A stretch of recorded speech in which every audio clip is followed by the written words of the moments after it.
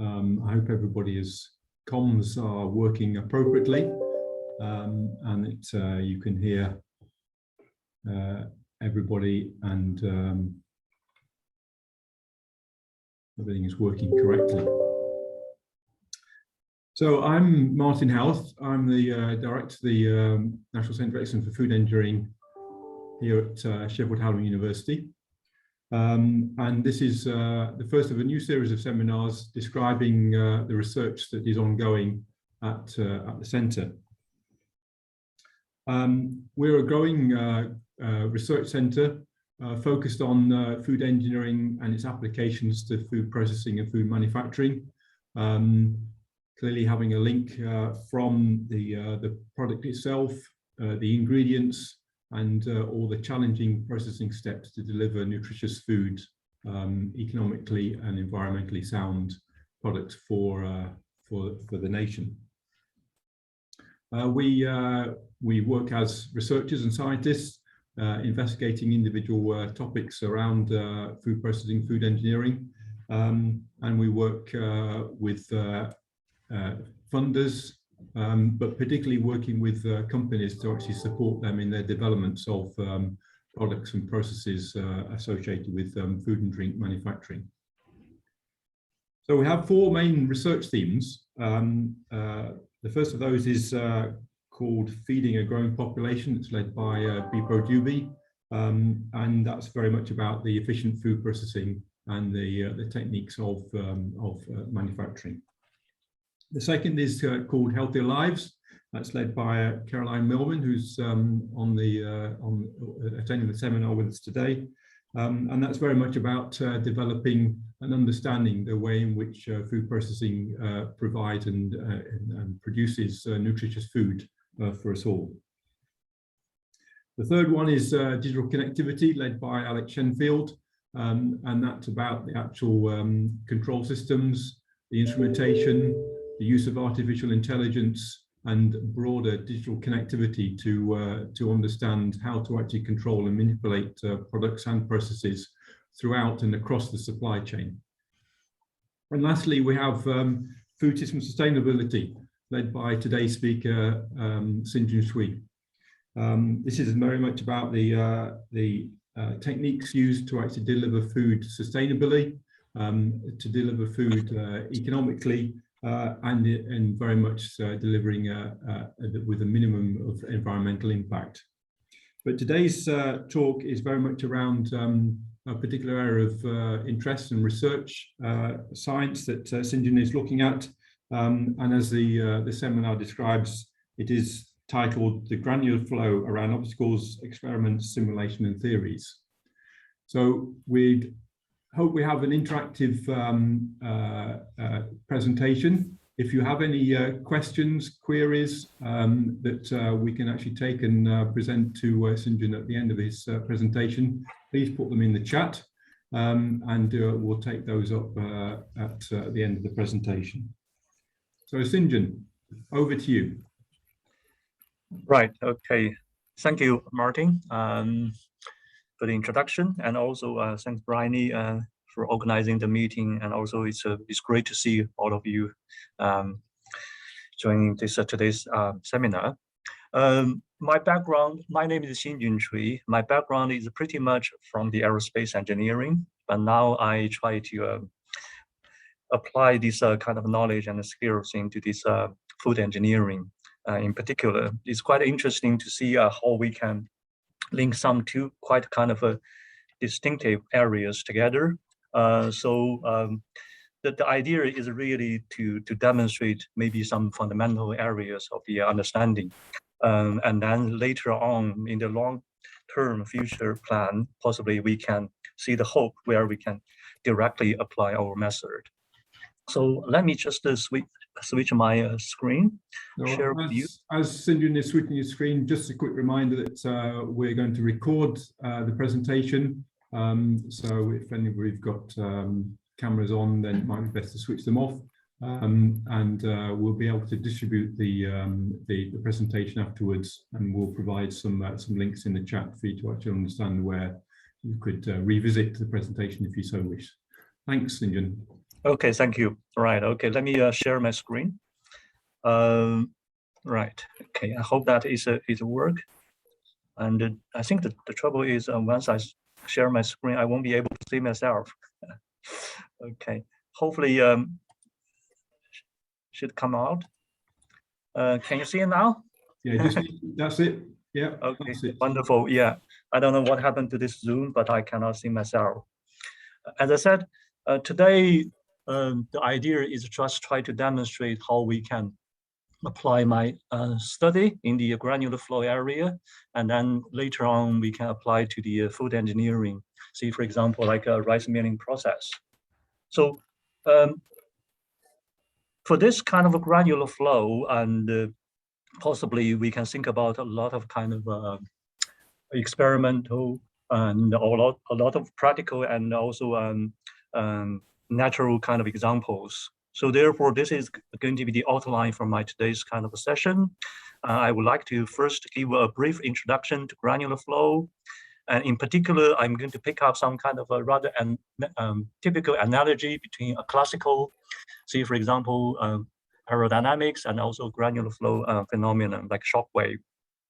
The next one, I'm going to focus on the explanation about my research methodology in terms of the general approaching framework, and also give some further, slightly further explanation about experimentation, modeling, and the numerical simulation.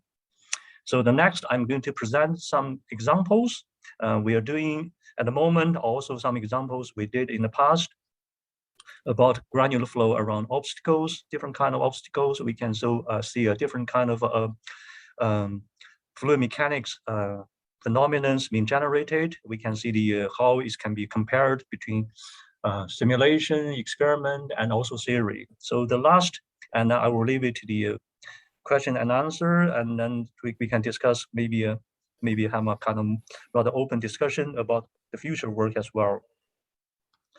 So in terms of the granular flow, normally we will think about this rather typical two areas. The first one is in the kind of a general, see for example, like geophysical and the natural hazards, like snow avalanches, mudslides, volcano flows, and the rock falls, and so on. And also from the industrial side, we can see it's rather popular in the food, chemicals, pharmaceuticals, and the mining, and so on. So for example, in the chemical engineering, so for the particle technology and the granular materials, it's counted about 40% of the added value. So now we move on to slightly particular to the food engineering. For the food engineering, food and drink sector is supposed to be the largest industry in the UK. So it's bigger than the aerospace and automotive combined. So what the particular example we pick up would be about the rice, and also happened during the rice milling process. We know the rice is a staple food for about 3.5 billion population in the world, but still in those developing countries, traditional mills only produce about 50% return from of the rice product. So that is a pretty challenge, where in order to achieve a more efficient post-harvest handling and process is a rather kind of a challenging task. So in the end, our task is try to achieve a high quality, low energy, and a low waste system. So which is a quite kind of naturally in line with the nowadays government kind of strategy. So our vision is really, in the end, we want to provide the solution to real world problems through our research and also our close engagement with industry. So this gives you some kind of a basic idea about what we intend to see. Right, so here are some typical examples I pick up from, see, for example, this is an example from Iceland.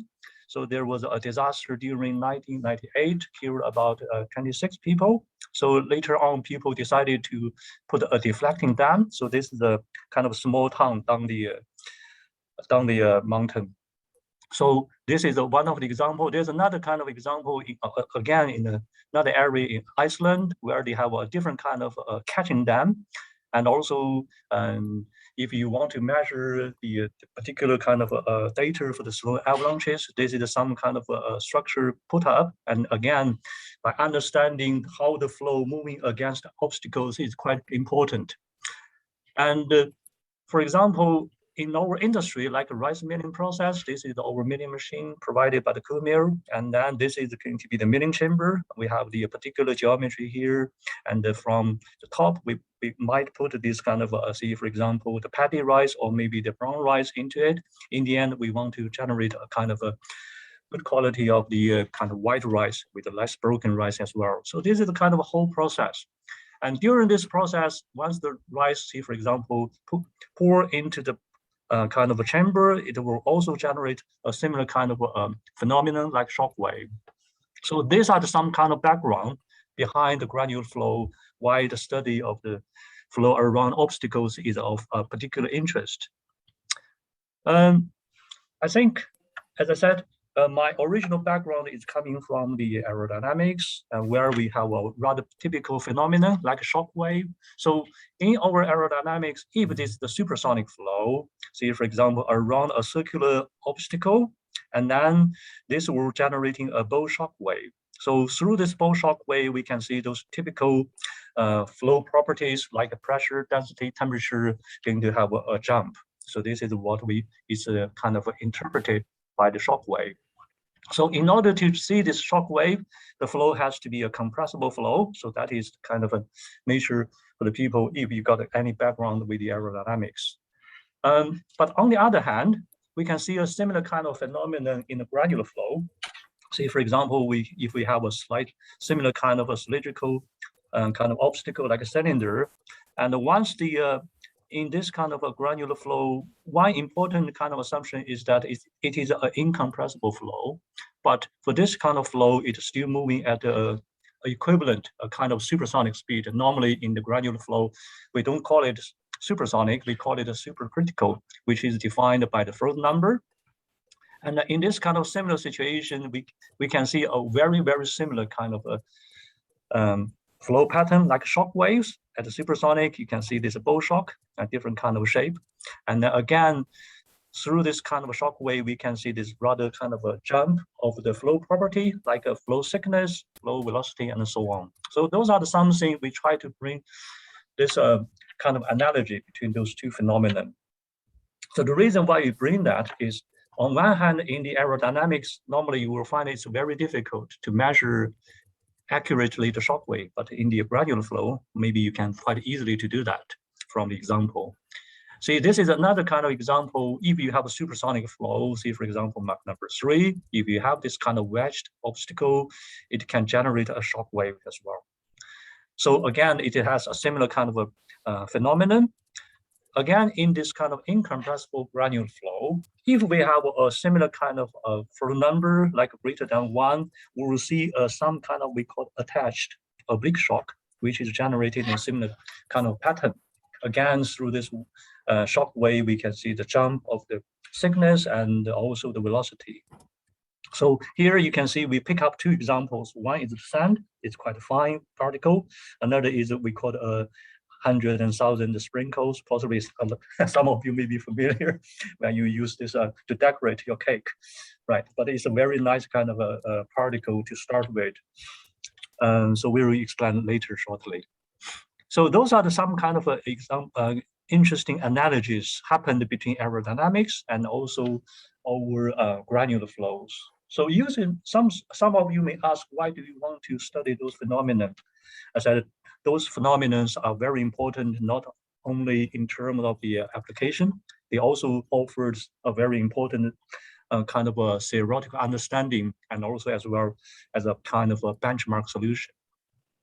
But if we think about how we can apply our idea into this, say, for example, the rice milling process or the granular flows in the industrial processes, how we can do that. So this is give us a kind of a rather general approaching framework down the road. As I said, those results are very early stage, but in the end, we hope that in the end, we should reach this kind of journey by having this kind of experimentation, and then we do the data analysis. See, for example, if you have rice particle moving down the chute, and then you can measure it, you can do the data analysis by extracting the velocity.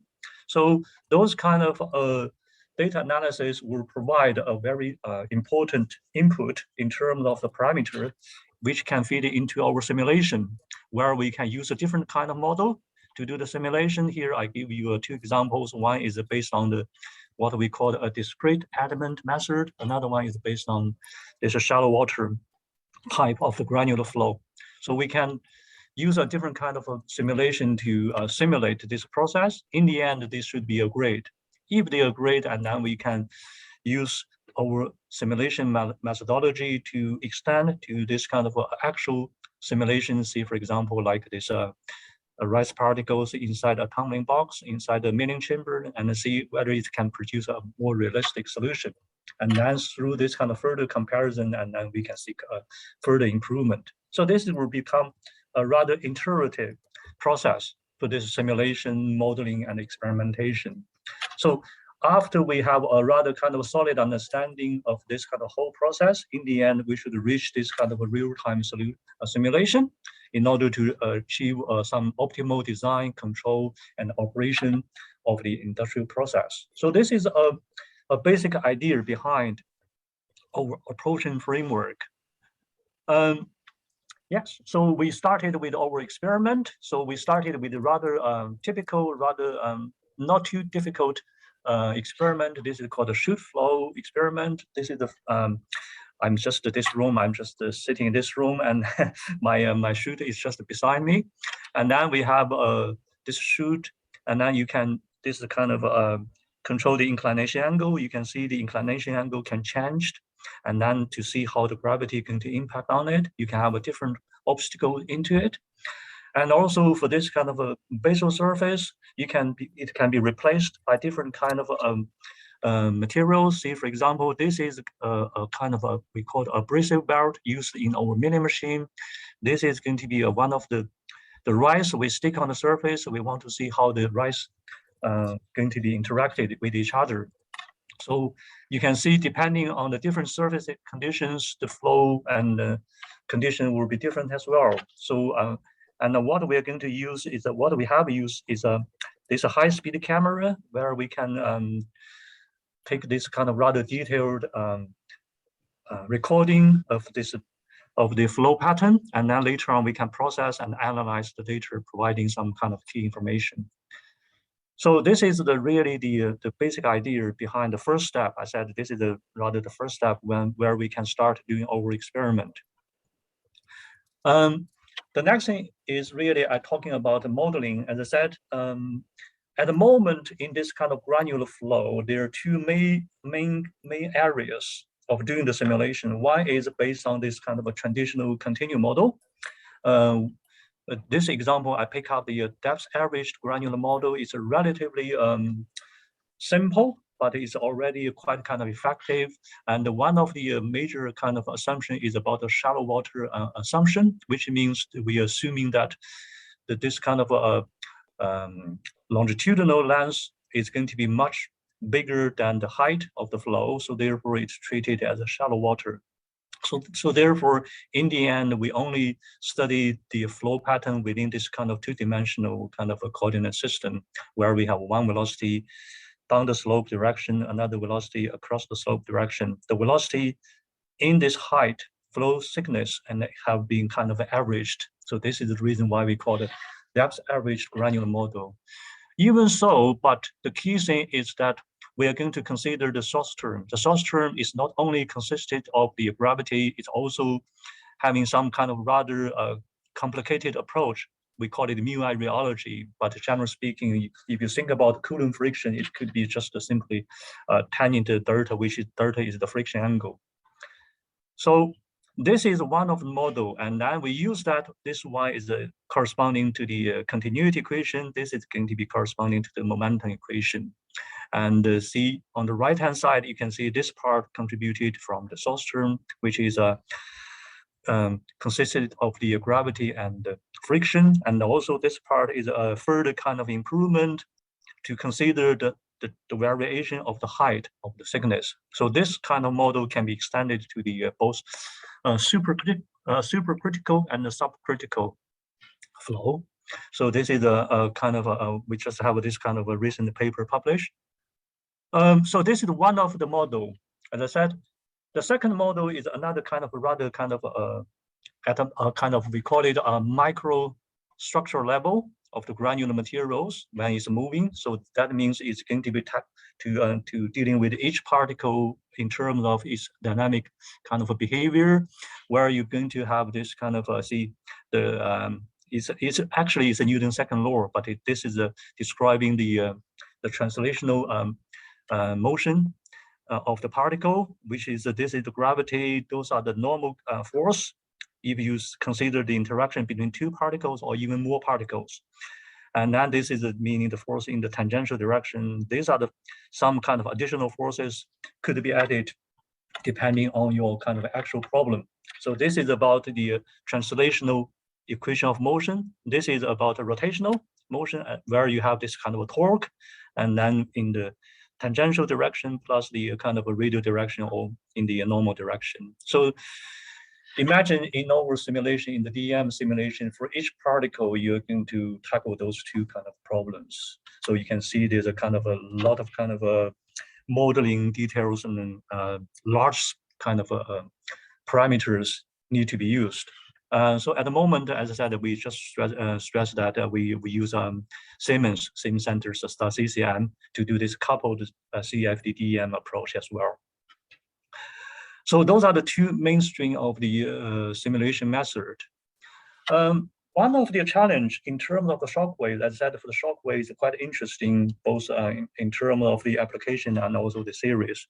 One of the challenge in terms of the shock wave is that through the shock wave, mathematically, you have this kind of a discontinuity, where mathematically, when you do this numerical simulation, see, for example, if you have a first order, you will see this kind of shock wave going to be smeared a lot. If you have a traditional higher order method, you will see the oscillation.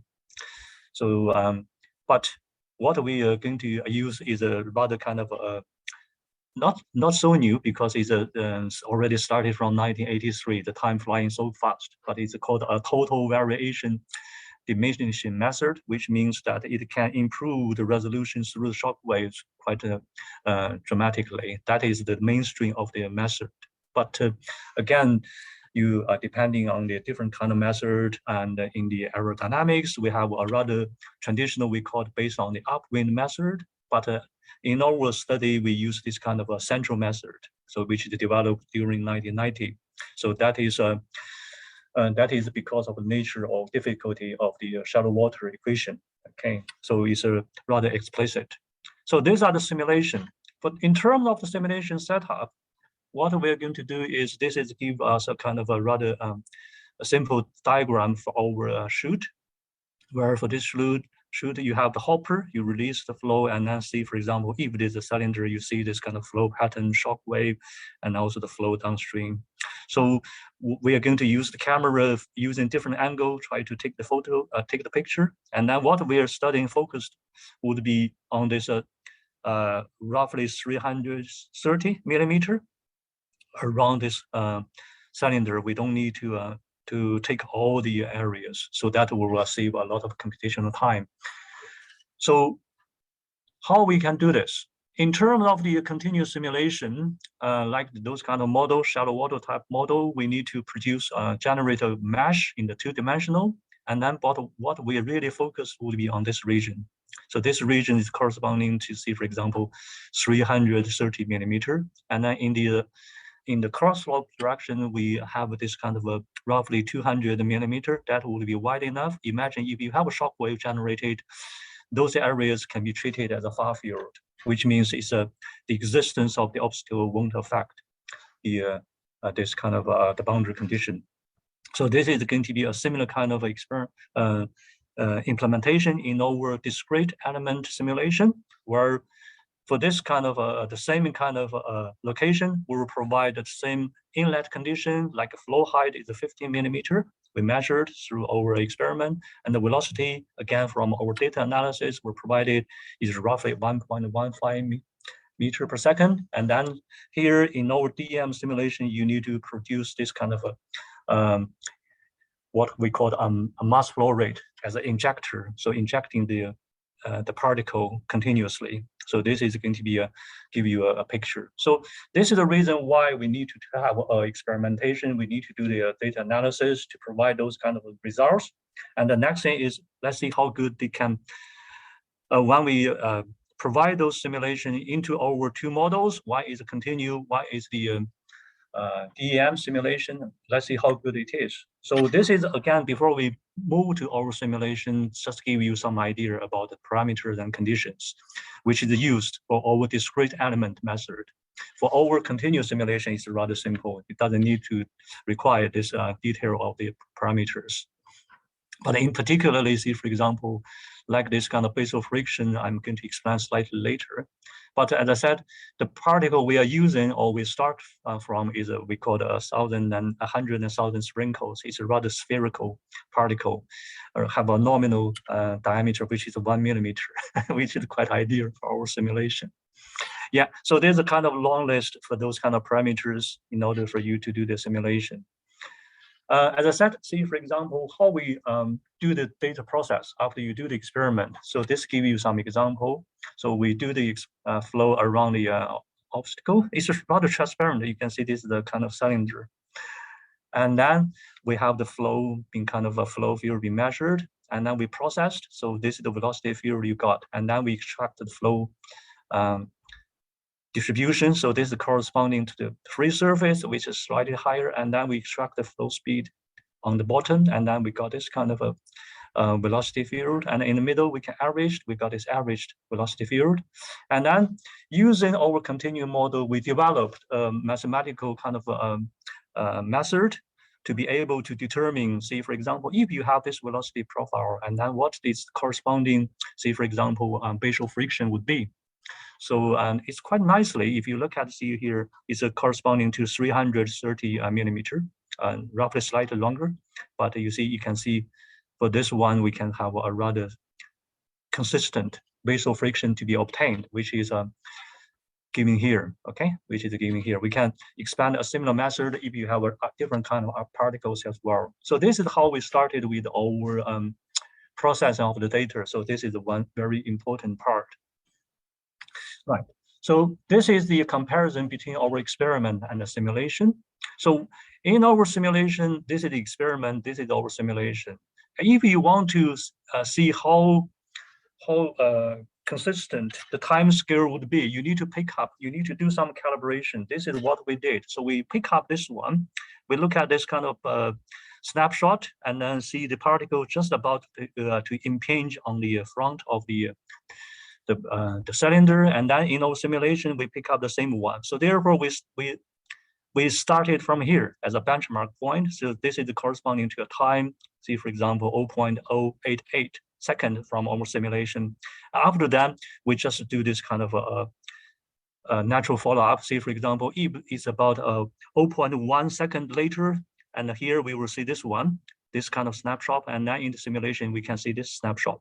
And then if you move to another kind of a time scale, and then you see this kind of a rather consistent development.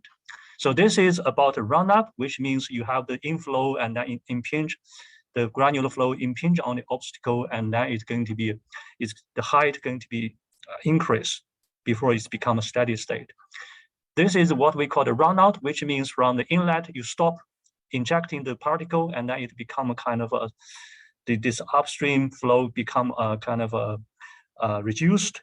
So, but it's quite interesting. You see, from the beginning, once it's have this kind of flow, it's rather uniform. But once it's stopped, you can see there's a rather kind of a consistent, kind of a oblique line. But we test it. It's a rather consistent. I think there's a kind of a few reasons to behind it. But you can see we can pick up roughly some kind of similar kind of a time scale. We can see it's still rather similar.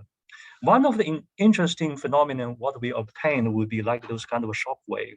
Once it's established, it become a rather, we call it a solidified, become a rather solid state.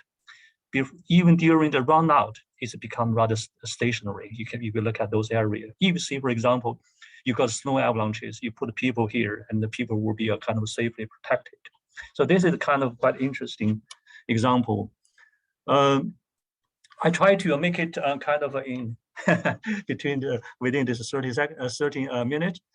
So therefore, I pick up the other examples. See, for example, during the run-up. So this is going to be the comparison. This is our discrete element simulation. This is our continuum model. You can see from discrete element simulation, it can capture the details at the, we call it a microscopic details. For our continuum model, at the beginning it's fine, but once you see the shock wave, you can see the shock wave become rather steady.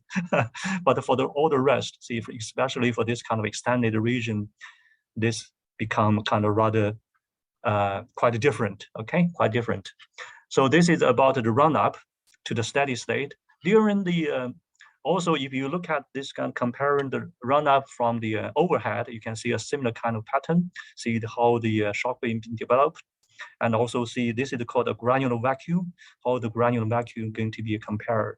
There's some kind of subtle difference as well, but generally speaking, if you think one is doing the simulation using the continuum model, another using a totally different, which is based on the discrete element method, you can see it's a rather consistent still. So this is about the run-up between comparison between us. Discrete element simulation and also the continuous simulation. Again, we pick up the run-out. You can see the run-out. We have this steady state, and then we stop injecting the particles from the upstream, and then you can see the shock wave become rather stationary until the last minute, when the whole kind of the major part of the flow will be run out. Again, here you can see from the simulation, you can see a similar kind of pattern happened between the continuum model. Again, this one is from the side view. You can see a similar kind of pattern. Again, this extended region is very interesting, observed. So this is something, although the continuum model is simpler, faster, but it's also have the limitation. So this is something we can compare. And then we move on to slightly kind of a more kind of specific comparison. Say, for example, like the height of the shock wave.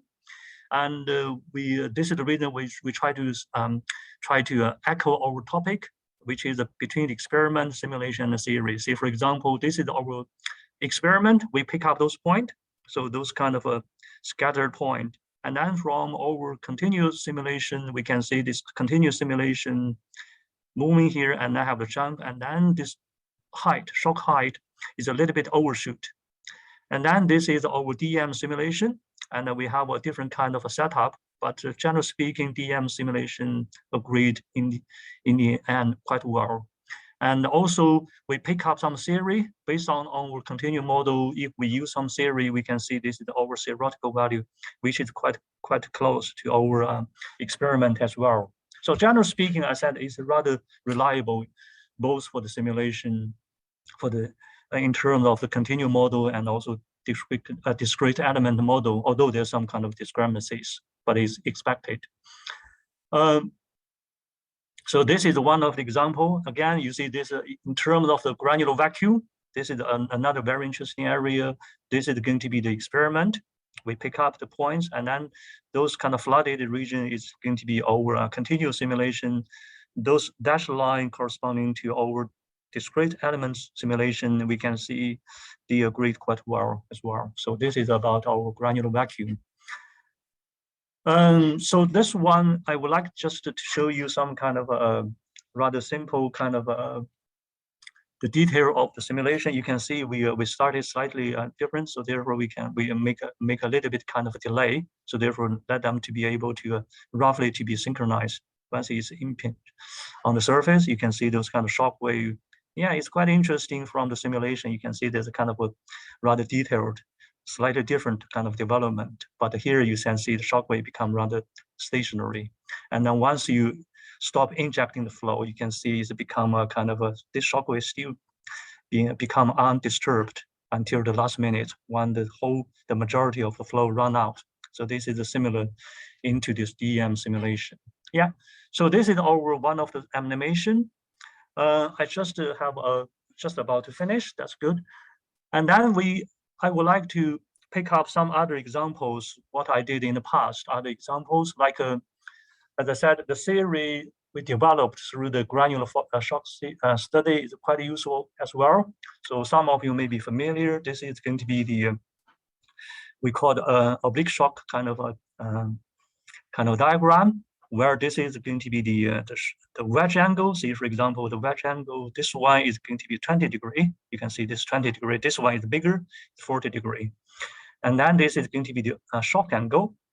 So depending on this kind of condition, you can see here theoretically for each kind of deflection angle is supposed to be predicting two solutions. One is called a weak oblique shock.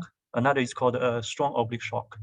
So in gas dynamics, it's very difficult to trigger this strong shock, but in our simulation, in our experiment, we can easily trigger this kind of oblique shock and also strong shock.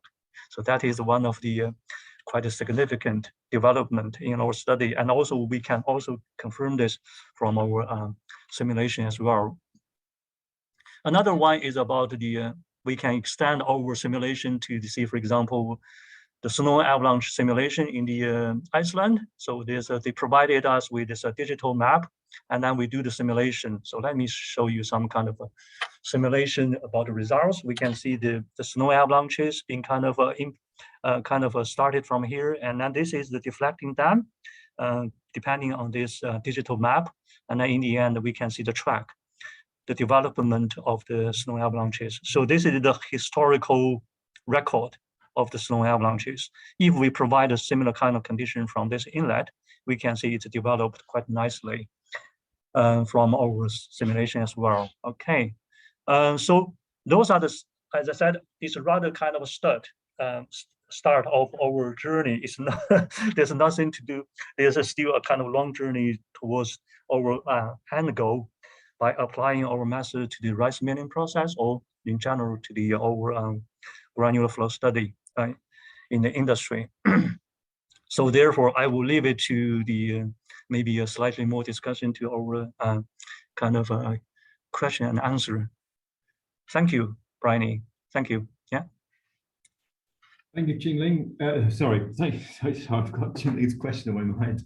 Thank you, Xinjun. That was very good and very helpful to actually give a very clear insight into the work you're doing. So I was about to ask for questions. There are two in the chat. The first one is from Qingling. Qingling, would you like to ask it yourself?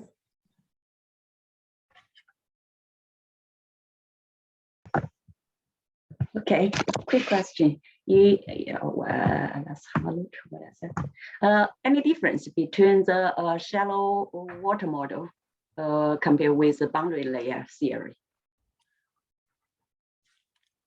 Right. Okay. Very good question.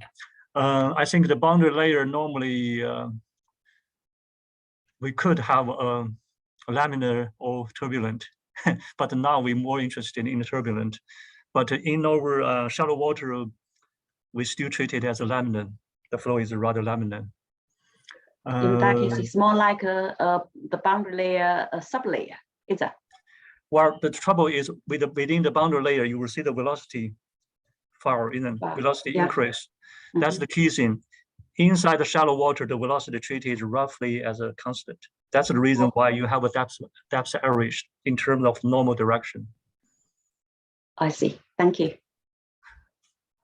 Thank you, Qingling. The second question in the chat is from Kasim. Kasim, would you like to ask your? Yeah, thank you, Martin. And so in the first mode of simulation, you show the velocity, what is called the chute flow, which lies at a particular angle. That angle does impinge on the velocity. And also there's the width of that chute flow equipment, which I believe it should also impinge on the velocity. There'll be other factors like the force behind the flow. I mean, I think early on in one of your slides, you showed an angle which is determined. I think I don't remember what it was. That angle there was a circle on the arc. That angle will actually be determined by the force which is behind that flow. But there are so many parameters, which is quite intriguing to me. How do you determine the optimal values of all these? Because you really have to have a choice of optimal values for these to be able to draw some reliable conclusions. Am I right? Yes. Yeah, I think it's a very good question. I think determining those parameters never going to be easy. So so that's one of the reasons we started with this chute flow on the rather smooth surface and have a rather shallow thickness. So as I explained to Qinling, inside this thickness, the velocity roughly have a very small change, but in the end, you still have some kind of increase.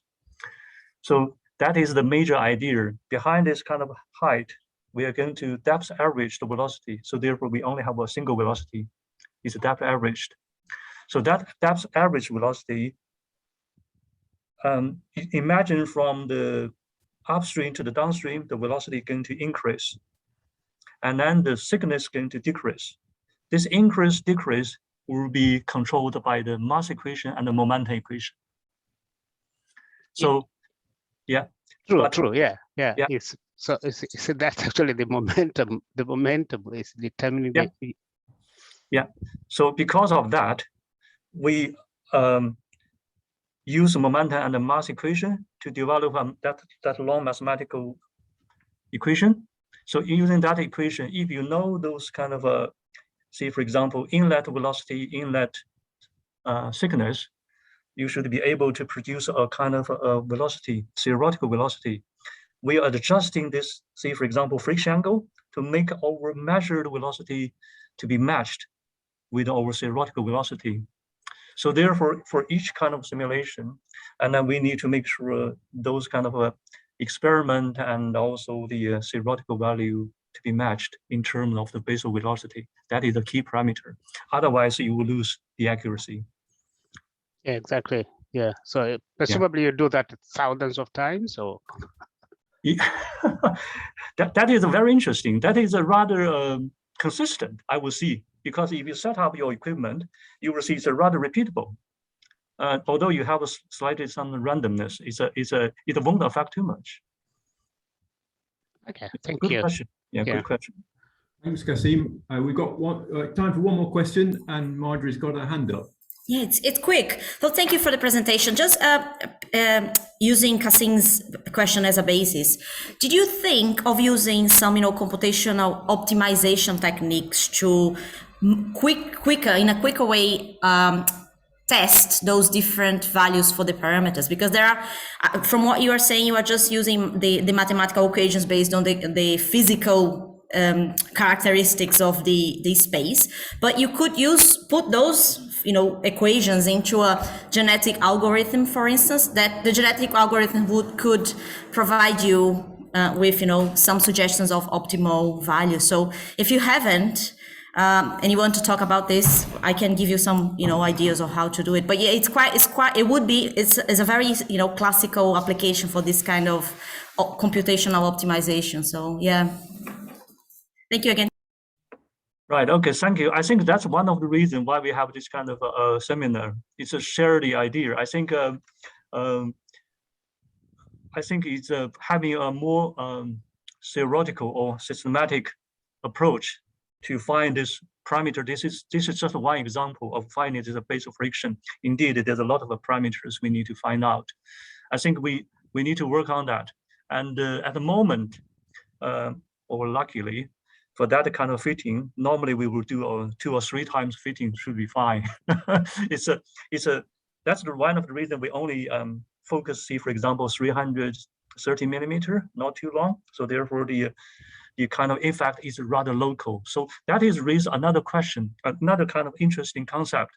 Those kind of mu-I rheology, mu is a kind of friction, and then people already know that it's a rather kind of localized property. Once you change the regime, the flow kind of condition, the mu kind of condition will be different as well. Yeah, I think it's good to have a kind of further kind of interaction on this. You actually have adaptive, adaptiveness in this technique. So yeah, have a think. Yeah, good, thank you. Cheers. Yeah. Great. Well, thanks, Xinjun. That was really excellent and helps to actually explain what you've been doing with all of that new equipment, and also with the support of the Royal Society and the fellowship that you have. So thanks very much, Xinjun. So from me, thank you very much. Thank you, everybody else, for attending. I hope you found it interesting. As I said, this is the first of a number of seminars that we're providing in terms of the work that we're doing here at the National Centre for Excellence in Food Engineering.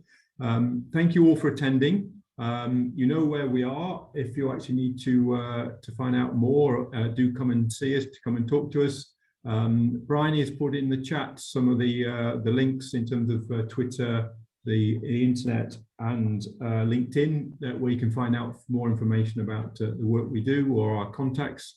So just to say thanks for everybody, and look forward to continuing the discussions in the near future. Thank you. Thank you. Bye-bye. Bye then.